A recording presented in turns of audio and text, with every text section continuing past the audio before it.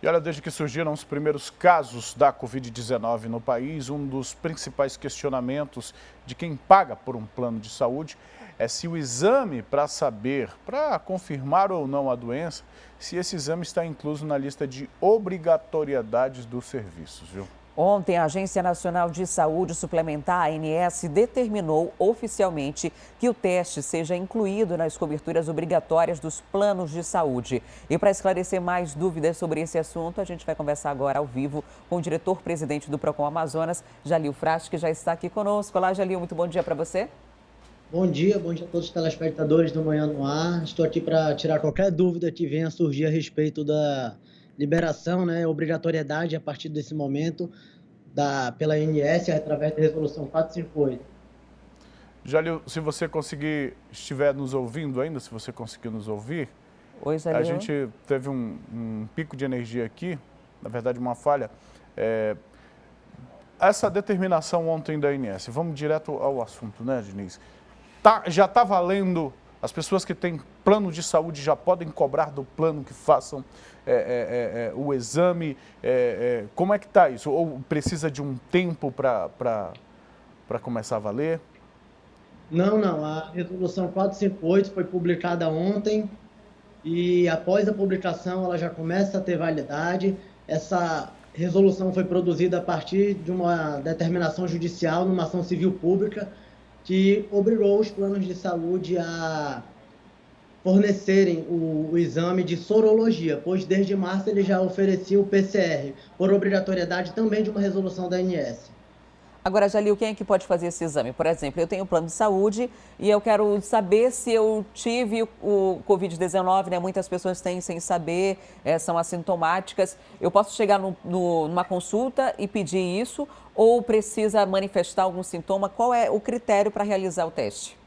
Olha, veja bem, precisa sim manifestar um sintoma e tem que ser indicativo para o médico. Daí a preocupação do Procon, que os planos poderão tentar não fraudar, mas eliminar essa possibilidade do exame, orientando os médicos a não pedir. Então, a gente está atento, já está orientando também os planos de saúde aqui na capital Manaus e no estado do Amazonas, por isso, para que não haja esse descontrole no que diz respeito à questão do exame. Se o paciente tiver sintomas, se o paciente for indicativo de síndrome respiratória aguda ou alguma síndrome gripal, pela ANS ele tem sim o direito de fazer o exame, mas aí ele precisa estar doente e ter a indicação do médico. O que a gente viu muito durante os períodos de pandemia nos planos de saúde chegou lá com os sintomas, batia uma tomografia, né, um raio-x para ver se tinha algum comprometimento no pulmão, mas esse exame sorológico, né, de tirar ali o sangue, fazer a testagem para saber se você está transmitindo ou se tem anticorpos, isso não estava sendo feito. Agora, então, é obrigatório se fazer desde que se tenha sintomas. Isso, é obrigatório. É um protocolo, né, que é adotado pela OMS, pelo Ministério da Saúde, e os médicos terão de cumprir esses protocolos. O plano de saúde ele não pode se esquivar de efetuar esse pagamento. Inclusive, aqueles que já efetuaram o pagamento anterior podem sim pedir o reembolso do plano, pois a gente sabe que essa dificuldade nesse momento não é para prejudicar o consumidor. Ao contrário, nós temos que trabalhar para dar benefícios ao consumidor amazonense. Eu passei por uma situação, eu não sei se isso encaixa nesse perfil, e aí, Jalil, você, por favor, ajuda a gente, porque de repente tem alguém de casa que pode ter passado pela minha situação. Tive gripe, fiquei com uma tosse que não dava falta de ar, mas procurei o atendimento num plano e lá o médico disse que os meus sintomas não eram compatíveis, eu não precisava fazer o teste. Posteriormente fiz o teste, paguei por um teste e o teste o teste que eu paguei disse que eu já tinha anticorpos, já tinha passado, enfim, já tinha passado pela doença. Numa situação assim, a partir de agora, o que o consumidor, a pessoa que paga o plano, deve fazer? Nós orientamos que caso a consumidora que tenha um problema semelhante ao seu, ou qualquer outro problema a respeito dos planos de saúde, que ele procure o órgão de defesa do consumidor, o Instituto, o Procon Amazonas, que nós vamos sim abrir a reclamação, o processo administrativo e também enviar para a ANS, que é a agência reguladora para que esse plano seja punido em caso de configurada a infração. No seu caso, Manuel, é importante que a gente esclareça que há protocolos médicos. Naquele momento, o médico pode entender, como eu não sou médico, é difícil eu fazer uma avaliação desse tipo. Mas um médico num dia pode entender que sim, e como essa doença evolui muito rápido, no outro dia pode entender que é necessário sim fazer o exame. E no dia anterior não foi necessário. É difícil a gente fazer essa acusação, né? Assim, dizer, ele não quis fazer o exame por conta do custo. A gente tem que ter cuidado com isso, mas é necessário que os planos estejam atentos. Porque se o consumidor tiver com sintomas de Covid, der entrada no hospital que é conveniado com o seu plano e não tiver o atendimento e obedecer os protocolos necessários, ele pode sim reclamar tanto no PROCON, quanto na ANS, quanto na Justiça, se ele achar que é adequado, porque o plano não pode se esquivar de prestar a assistência na qual é contratado. Ou seja, mesmo com a determinação, a gente acaba ficando sujeito ao que o profissional de saúde vai interpretar naquele momento, já que ele é autoridade no assunto, então é o profissional de saúde que vai definir se você faz ou não esse exame, mesmo que haja a determinação. A gente espera que os profissionais sigam essa recomendação, né? Porque a gente sabe que de um lado tem a determinação da ANS, do outro lado tem a necessidade ou angústia do paciente e do outro lado tem os interesses econômicos, financeiros de uma instituição de saúde particular, né? Agora, no caso de um profissional médico determinar que seja feito o exame, sob hipótese alguma, o consumidor deve pagá-lo, já que tem um plano de saúde, não é isso? Exatamente. O plano de saúde tem obrigatoriedade no cumprimento desta, digamos, determinação, deste protocolo aplicado pelo médico, e caso ele não cumpra, o PROCON está aqui para atender esse consumidor e todos os consumidores e consumidoras do estado do Amazonas, para que a gente dê os encaminhamentos necessários para que o direito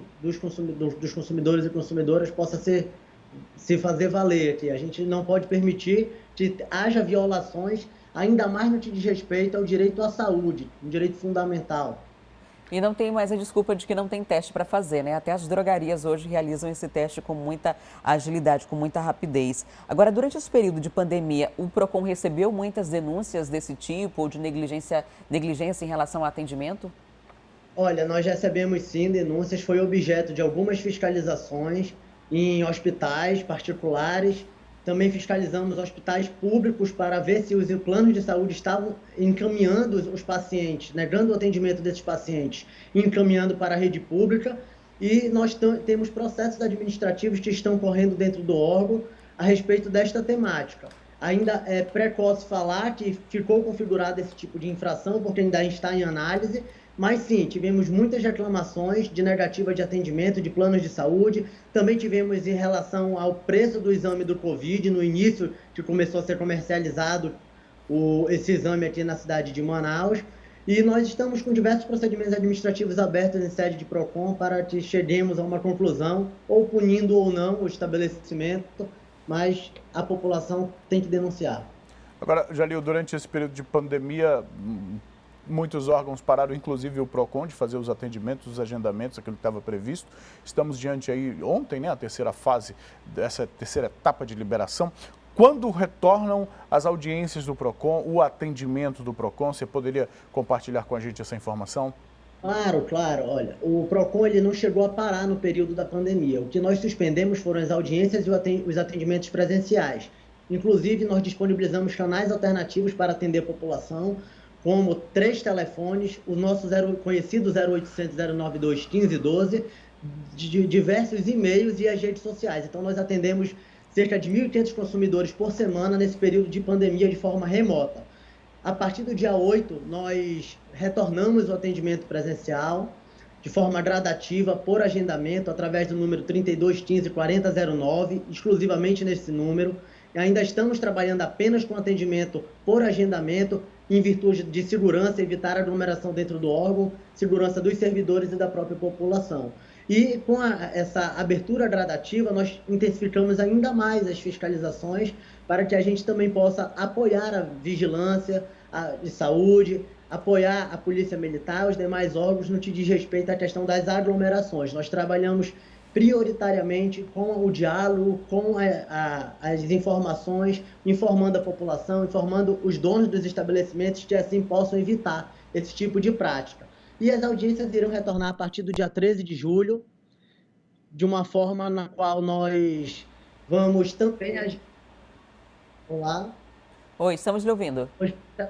Nós vamos retornar a audiência a partir do dia 13 de julho e nós vamos resgatar essas audiências que foram suspensas em virtude da pandemia. Todos os consumidores que tinham audiências agendadas, a partir do dia 13, começarão a ter suas audiências e os que chegaram posterior vão obedecer à fila e serão pautadas mais para frente.